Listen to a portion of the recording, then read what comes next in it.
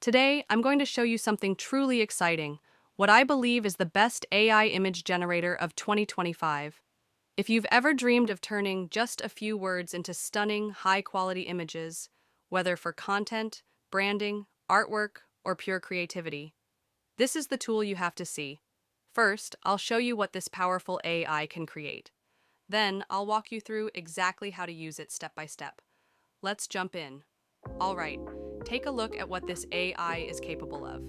These clips, 100% AI. No camera, no actors, just pure imagination. And what if I told you, none of these were videos to begin with? They all started as images.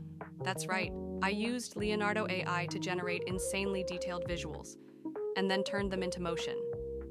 Here's how simple it is to create stunning AI art using Leonardo AI. First, go to leonardo.ai and sign up for a free account. It's quick. Just enter your email and set a password.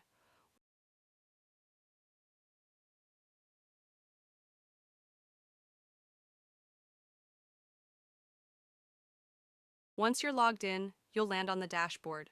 From there, click on Image.